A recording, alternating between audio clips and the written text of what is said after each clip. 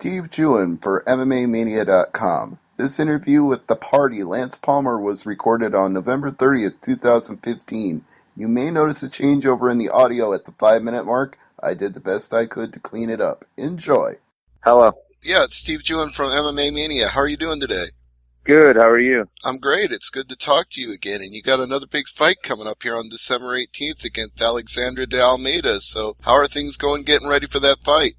Things are going great, man. I'm actually at the point where I just want to fight already. I got a bunch of teammates fighting the week before and the same week as me in the UFC. So we're all kind of on the same track as far as training goes. And I'm just, I'm ready to go already. Just kind of training still and, keeping my body sharp and getting everything ready to go for the next couple weeks.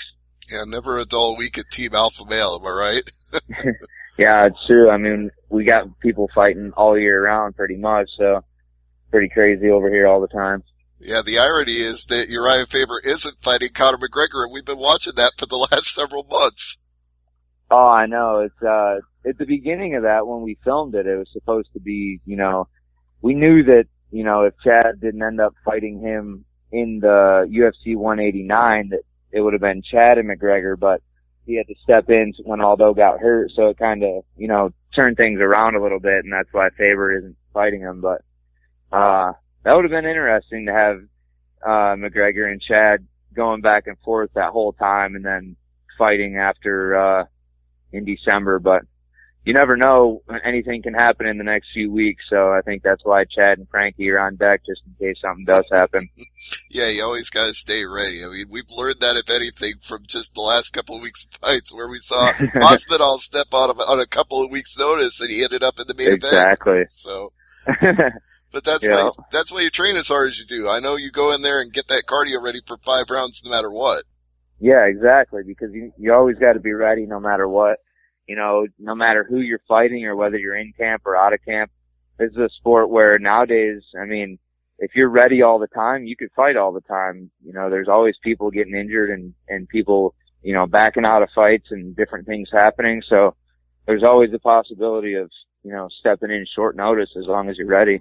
Now, this really isn't short notice in one sense to be fighting Almeida, but on the other hand, we only found out that he was the number 1 contender a month ago. So how much preparation and how much scouting can you do when you only know your opponent for a month? Well, I think it's, I knew the winner of that fight that I was going to fight. So I knew for more than a month. No matter what, you knew you'd face a guy named Almeida. Yeah. So I knew that, going into it, it was going to be one of those two. And I kind of knew the backgrounds of both of them, and I know their styles and what they want to do. And I have a lot of, Brazilian Jiu-Jitsu coaches here in Sacramento, and, one of them, 2 of them being teammates with Chris Holdsworth and Danny Castillo, and then, our one coach, Dustin Akbari, and another coach, Davin Maxwell, and another coach, Fabio Prado. So I got black belts all around me, and so I knew with fighting Alexandra Almeida would be, they'd be able to look his style up and figure him out pretty quickly. And I have another friend in Brazil, actually, Cristiano Marcelo, who he's one of our, Brazilian allies, and I got a hold of him and he looked him up right away. And so I know a lot about the guy, and I know that he trains at Syndicate his last few weeks getting ready to fight in the U.S. So, I've done all the homework on him and done all the training and continue to do the training and getting everything ready to go. But, I'm ready to fight, and I just, this fight for me, it feels good. It's a fight where I can really open up and go after this guy and, look for a finish. I look for a finish in all my fights, and I think this is just another opportunity to do that. Well, stylistically, it definitely does play into an area that's been a strength for you, like that Chris Horodecki neck crank submission, one of the nastiest ones I've ever seen. So if we didn't already know that Team Alpha Male was good with submissions, it reaffirmed it in that fight. And now you got a guy who's going to pretty much go for submissions, and you're going to go hold for hold with him. Yeah, I'm not afraid to be on the ground with this guy by any means. It's a position that I definitely welcome, and stronger in than anybody on the ground. So, you know, it's one of those things where it's going to be, first of all, you know, he likes to take it to the ground, and I'll take it to the ground when I want it to go to the ground, not when he wants it to go to the ground. So that's something that's going to be interesting, and we'll see how it plays out. But, you know, I feel like my cardio and my ability to scramble is better than anybody in that division in any organization. Do you feel like things are, in a way, coming full circle, given that this fight will take place almost exactly a year after you won the title?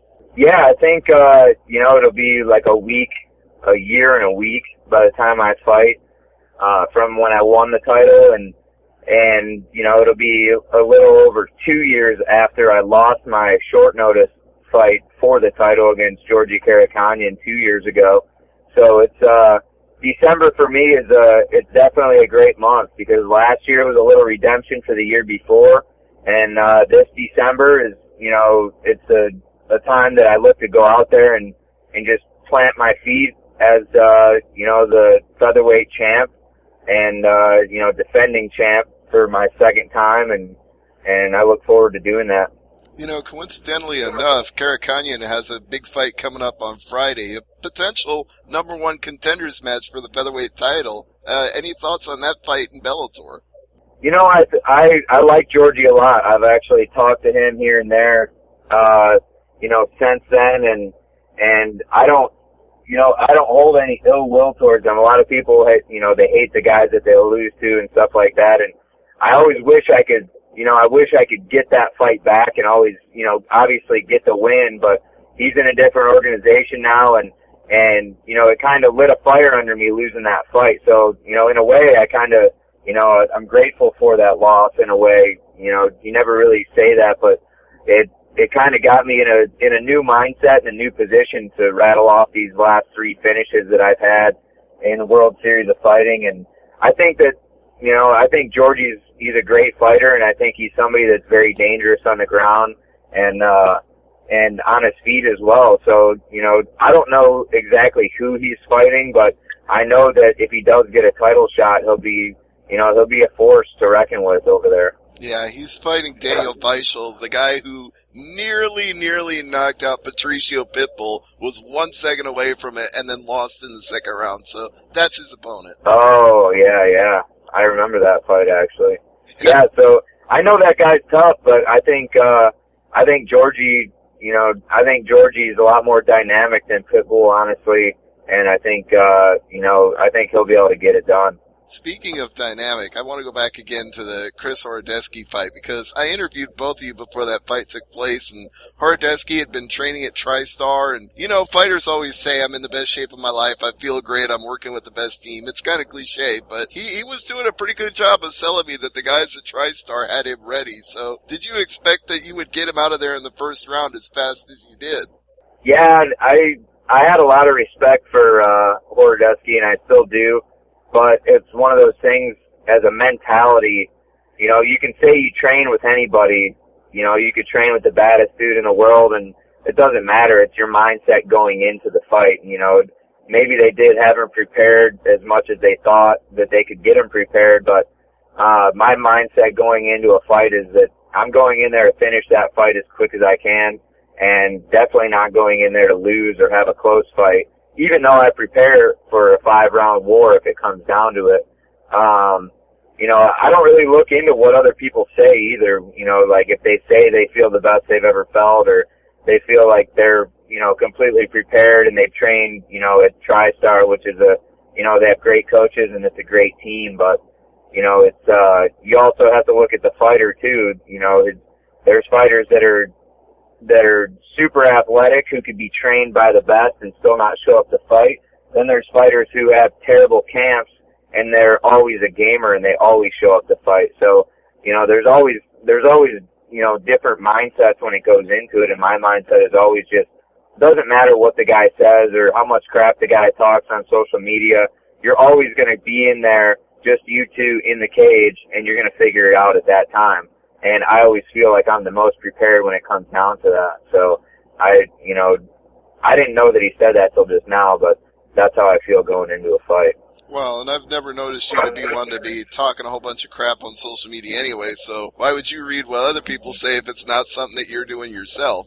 Yeah, I think I think when some people talk crap to kind of get they have those nerves, or they're scared or nervous, and they have to talk crap to make themselves feel more confident, or, they just do it to think that they're going to knock somebody off of their game. But I'm not really fazed by that. I mean, growing up wrestling my whole life, people always talk crap about me wrestling, and, people were always on, social media forums back in the day, when high school and college wrestling, talking, so that stuff doesn't really faze me. I mean, and now that I'm the champ at World Series of Fighting, people are always going to be talking crap, trying to talk their way up to a title shot or a rematch and this and that. It's like, you don't deserve a rematch. You don't deserve a title shot unless you earn it by fighting whoever the other top contender is.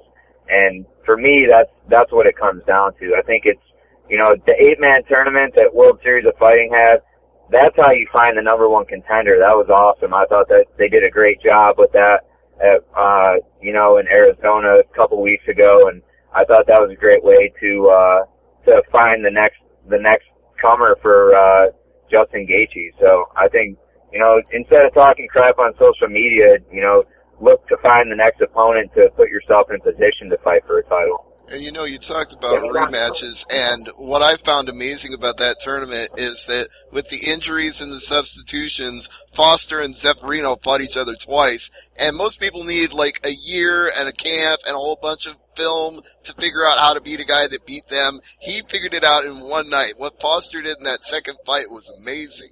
Yeah, that was awesome, and a lot of people were saying that even in the commentating too, but if you think about it, when you're in the zone and you get that second shot at somebody, you know that there's one little mistake that you made to get caught.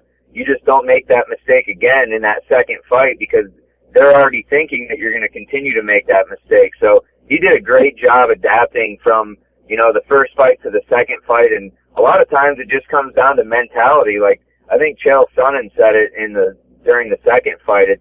It's just a mentality going in there knowing that you're not going to put yourself in that position. And if you do, you're not going to make the same mistake you made last time.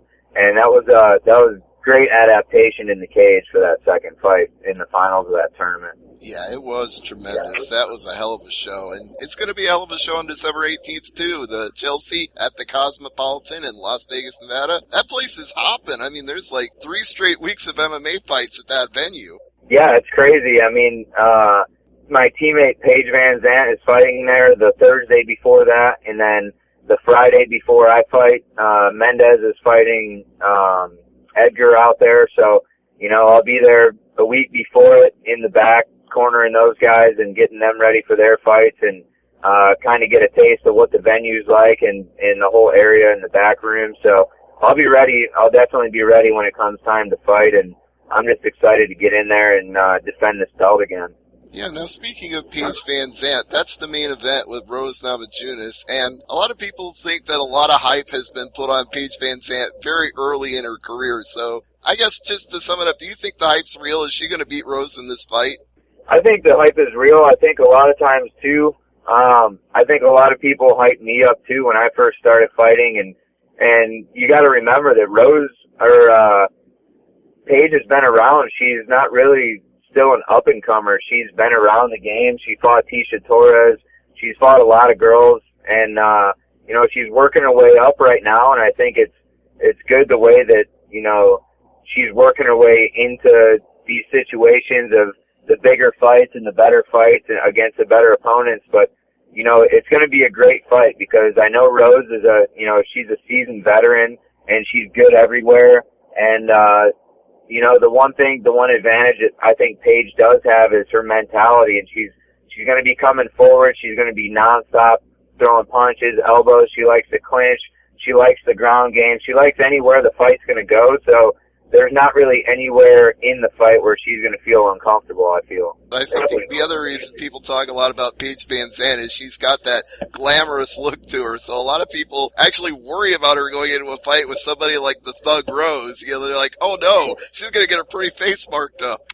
Yeah, I mean, she is, she's a good looking girl, and she's young, and, she has a huge fan base. So that's one of the things that's helped her so much too, is, you know, having such a huge fan base is good for it's great for your mentality going into a fight. You have such a huge group of people behind you on top of your friends and family and your team. And it's, you know, for somebody who's young like that, I mean, it's got to be great for you going into a fight, for your mentality and your confidence and everything else. But she trains hard and she'll be ready for the fight. So, you know, I'm looking forward to it. There's definitely a lot of fan support for her. There's a lot of UFC support for her. I mean, hell, they're calling this card Paige and Sage, so they got a marketing gimmick ready and built in for her. Yeah, exactly. I think it'll be good for her, and it'll be good for her to be the main event on there and you know, get some more exposure than she already has. And you mentioned the Chad Mendes fight as well, and I know he's super ready for that fight. Yeah, definitely. It's going to be exciting. Chad's going to be ready, and we know that Edgar's got the cardio to go 5 rounds, and we know that he's tough and he can take a punch, and, you know, he's pretty good everywhere. And, you know, so we've been working, you know, Chad's been working hard, and he's been doing everything he needs to do to go out there and get that victory. And, you know, hopefully that fight is the number 1 contender fight, which they've been saying it is, but we'll find out, you know, December 11th, whether, you know, Chad gets that next shot or not. Well, it almost seems like 1A and 1B when it comes down to Edgar and Mendes. Like, you can put either one of those guys in a title fight at any time, and they're both worthy of it. Oh, for sure. I think those are guys they're, you know, perennial contenders no matter what. Those are guys who could fight in a title fight. And, you know, Edgar was at 155, being a small 155-pounder, taking the best punches from those guys and coming back and winning and knocking out Gray Maynard and, you know, losing some close fights to Benson Henderson, where I think technically some of those fights I think he should have won, but I mean, that guy's been fighting he's been fighting 5-round fights his whole career pretty much. It feels like he's never not in one of those fights. And yeah, exactly. And Chad doing what he did, you know, he almost had the title, the interim title, when he went in there with Conor McGregor, until that second round things started to turn around a little bit. But on 2 weeks' notice, that was just about as good as you could do. Yeah, definitely, and that's something that a lot of people overlook, because you know, the McGregor hype is so big right now, and a lot of people the UFC has been, you know, hyping up McGregor, and he's been doing a good job hyping himself up, but when it comes down to it, you take a fight on 16 days notice, anybody takes a fight on 16 days notice, they're going to get tired in the cage. That's just the way it is. And, you know, when Chad got the call, he wasn't even training at the time, and he was out actually doing something for the troops, and he was out there with Forrest Griffin and a couple other people doing like a thing for the troops for the UFC, and he got the call. And I mean, it says something about Chad's character, taking a fight like that against a tough opponent who the UFC is building, and doing it on such short notice and putting on a great performance, you know, for the amount of cardio and training that he had. Oh yeah, no question about it. That was one of the most fun fights I've watched this year. So I give just as much of that, if not more, to Chad Mendes than I do Conor McGregor, because like you said, the hype was on him. But now we want to put the hype on you for December 18th at the Chelsea. You know, back-to-back events there at that same venue. But I want you to bring the party to Las Vegas. Oh, the party will be in Vegas. You know, 2 weeks in a row. The first week, the party will be there to support his teammates, and then the week after that, December 18th, I'm stepping in there. The party's never over, so it's going to be happening, and I'm excited to go in there and stop this guy and continue the party onto Christmas and New Year's and enjoy my time off after that. Absolutely, yeah. You could pick a better place to enjoy the aftermath of a fight than Vegas in December, Christmas and New Year's. If you stayed there and didn't go back to Sacramento, you could just party all night and all day. Exactly. There's never-ending party going on in Vegas, so it's always a great place to fight. And it's always, you know, it's the fight capital of the world. Yeah, it is for a reason. There's no question. But let me get some plugs. Yep. I know I always ask you this before we wrap up an interview, but I want to make sure people hearing it get out your sponsors and know how they can follow you on social media. You can follow me on Instagram and Twitter at Lance Palmer, and you can follow my Facebook fan page. It's facebook.com/Lance Palmer MMA. And I also have LancePalmerMMA.com is my official website that has my sponsors and updates on my fights and just different training blogs and stuff like that on there. And first and foremost, Team Alpha Male always has my back, my team. Torque, one of my main sponsors, clothing sponsors, Defense Soap, they've had my back since my very first fight.